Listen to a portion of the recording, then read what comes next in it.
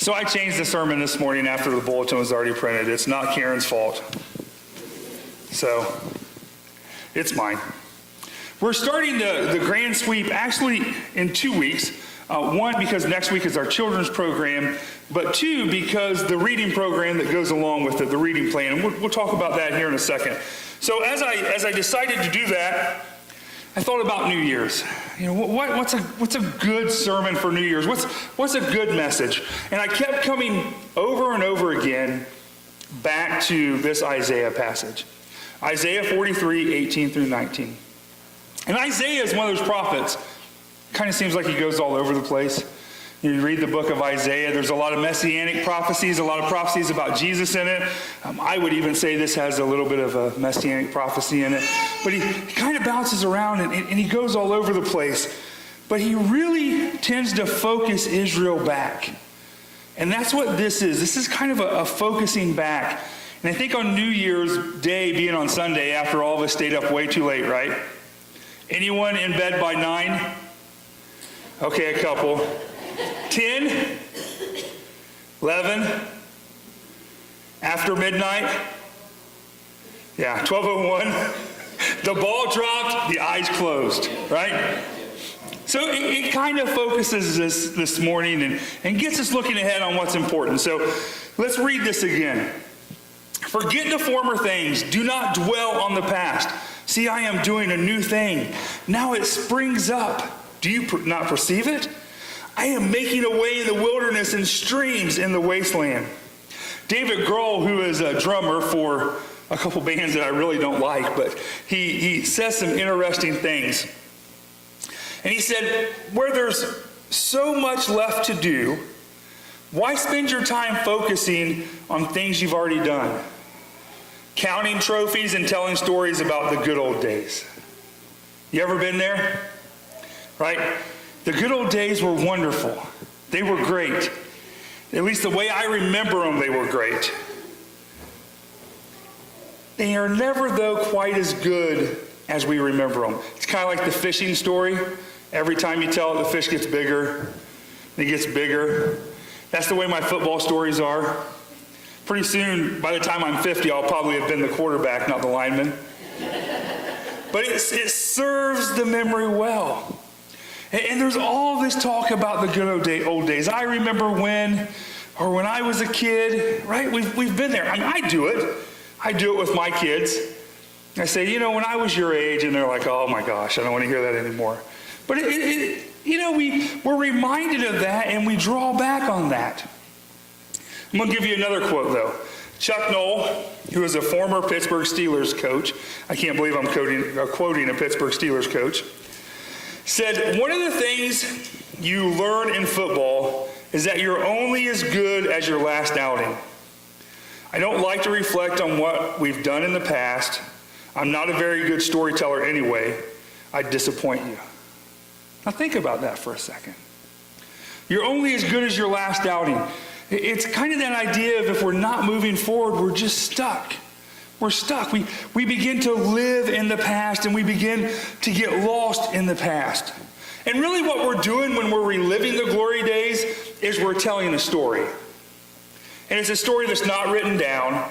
It's a story that's in our memory, and it changes over time and gets a little bit better. And we're trying to bring people in that story with us. Our intention is never bad. It's never bad, and our intention is probably never to stretch the truth about how great the good old days were. But it is to bring people in with us, and we want them to live within that story with us, right? We want them to understand how important it was for us. Now, you may be sitting there for a second and saying, okay, Pastor, hold on. Just a few months ago, you told us that the greatest way to spread the gospel was to tell our story. That's true. That is the greatest way to spread the gospel, to tell our story. But if the story only lives in the past, it becomes disconnected and unbelievable. So let me give you an example. My dad would always tell me when I was a kid growing up about how he had to walk to school 4.5 miles. He would carry his shoes until he got to the road in, 3 feet of snow and uphill both ways, absolutely, uphill both ways. I got that story all the time when I would complain about them not driving me the 4 blocks that it was when it was, 30 degrees out. So when I was 12, Dad took me to visit where he grew up, the mining camp in Harlan County, Kentucky, where my aunt still lived, where they still did not have running water, where they still had an outhouse, and where they still had to walk 2 miles to the waterfall to get their water. He took me there. He took me on the 4-mile walk to the one-room schoolhouse that he went to school in until he was a 6th grader and quit school and went to work in the coal mines. I will tell you, it was not uphill both ways. It was surprisingly flat for Kentucky. But it brought life to the story. I didn't understand the story. I couldn't fathom it. First of all, I thought it was the silliest thing ever to carry your shoes until you got to the road. That's because if I step on a rock, I whine. And I don't like to walk in the grass either. There are bugs in the grass. There's bees. You people without shoes are wrong. You can step in stuff. It squishes between your toes. Anyway, I digress. But he took me on that walk and he gave perspective. The story took on life. I understood it. And then it wasn't just something that was in the past and was disconnected. I really got to experience a little bit of what his childhood was like. And it meant something to me. It was one of my fondest memories of a trip with my dad. It was really important. So if we're trying to take someone on this journey with us, if we're trying to tell them how great God has been in our lives or how God has impacted us, if we're only talking about the glory days, they begin to wonder about, well, has God stopped doing stuff for you now? If we talk about how happy we were then and how wonderful it was, and now we act like we've been baptized in pickle juice, then that's funny. Come on, you guys stayed up way too late. Then it becomes disconnected. It doesn't have life to it. There's a difference between living in the glory days and taking an inventory of the past and telling the story. And that's what Isaiah is saying to Israel here. Israel had been living in the glory days. Can you imagine how hard it was for them to step out of that? Because there is truly a difference between taking an inventory of the past, seeing how impactful it was and how it changed our lives, or trying to live in the past. Notice Isaiah tells them to forget about all those other things. Forget about the fact that God chose you as your people, as his people. Forget about the fact that God led you through the Red Sea on dry ground. Forget about the fact that you were led by kings like David and Solomon. Right? Those are strong words. Forget about the past. How hard is that? How difficult is it? That's part of who they were, that built them. That was their identity. And yet Isaiah is saying, your identity is keeping you down. It's not allowing you to move forward. He says, listen, God is going to do something new. That's scary. Right? New is scary, if we're honest about it, because new means we don't know what's going to happen. It hasn't happened before. We haven't dealt with it before. It's change. Everyone loves the word change, right? Everybody loves it. You know who likes change? A baby with a wet diaper. That's it. Nobody else. Because it's uncomfortable and it's different and we don't know what's going to happen and it's uncertain. And he's saying to Israel, things are going to change. God is going to do something new. Look at verse 19. See, I am doing a new thing. Now it springs up. It's happening. But then listen to the question that God asked through the prophet Isaiah. Do you not perceive it? Do you not perceive it? Do you not see it? Can you not understand that this new thing is happening now amongst you? Things are changing, and I'm going to focus you in a new way to reach out. There's a future. But you're not seeing it. You know why you're not seeing it? Because you're backing into your future. I'll say that again. Israel is backing into their future there. They're driving, looking in the rearview mirror. That's tough. I'm not a good driver forward, let alone going backwards. That's rough. I drove a forklift for a while. Was not always pretty.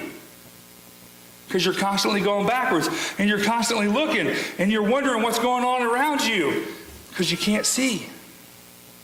That's what's happening with Israel. They're so caught up in this, they can't see the future. They can't see this new and wonderful thing that God's doing. Listen to this, what he says he's doing. He says, I'm making a way in the wilderness where it's tough, and there are stumps, and there are trees, and there are wild animals. There's all kinds of danger. I'm cutting a path for you. I'm making a way for you. He says, I am bringing in streams in the wasteland. Things that have been dead, have been dry, and are no longer have any life. I'm going to fill them with water that brings life. That's exciting. That's awesome. But if we're looking behind us, we can't see it. Right? If we're looking behind us, we'll miss it. We won't see that great thing that's happening. So 2017 is here. Even though it seems strange, it's here. It's upon us. It's today. And we have a future. We have a future here at Mentone United Methodist Church. And God is going to do something new. We're going to do some exciting things in 2017. Here's just a few of the things we're going to be working on.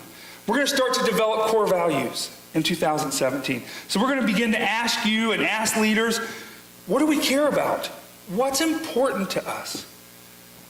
That's going to help us say who we are as a church. That's going to let us answer that question, who are we in 2017? And what does God want us to be doing? And that's going to help us direct our ministries. We're going to develop a vision of how we live out those core values. We have a mission. We all know our mission, right? Raise your hand if you know our mission. 2 pastors' wives and a pastor? Yeah, we're not doing a good job. Or I'm not one of the 2. Our mission is to make disciples of Jesus Christ for the transformation of the world. That's our mission. That's our mission. Our vision will help us figure out how we do it. It will lead us forward. It will allow us to better reach out to our community that needs Jesus. We're going to launch new Bible studies. And listen, they're not going to be led by me. I'm going to lead some. But some of you are going to lead those Bible studies. Hold on, Pastor, you're crazy, right? No. Because God's doing something new. We're going to do that. We're going to develop new prayer ministries. That's already in the works. Next week, you're going to start getting information about it. We're going to have a text ministry, prayer chain ministry. We're going to have an email prayer chain ministry. We're going to revitalize the phone prayer ministry. And we're going to put together a prayer blanket ministry. It's already in place. The leaders are there. We just need you to become a part of it. We've got our Facebook prayer ministry. That's going to allow us to better care for all of God's people. We're going to continue to be innovative on social media with our worship. We broadcast live our sermon every Sunday on social media. On average, we have between 35 and 50. Is that about right, Jake? Between 35 and 50. Jake does it. You guys don't even know that. He is our webmaster up here doing awesome things, and you don't see it. Those people are on watching live. We typically will have another 100 to 150 views after that within the day. All right, our Thursday night Bible study, the last Thursday night we met together, we had 90 people live on Facebook on the Bible study with us. That's amazing. That's awesome. Thank you for being a part of that. We're going to continue to be innovative with that way. Stephen and I are working on creating a new tween youth group. That's a fun word to say, tween, right?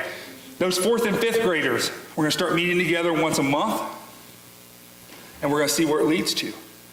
And it's going to be preparing them to be able to enter in to the youth group so that we continue to build excitement, continue to develop them and draw them closer to God. We're going to be looking at children and family ministries. How do we do that better? Vicki and I, and this is terrifying, but Vicki and I are going to work our best to get to know all of you better. So we're going to be inviting you out to our house. We're going to be having coffee and dessert, right?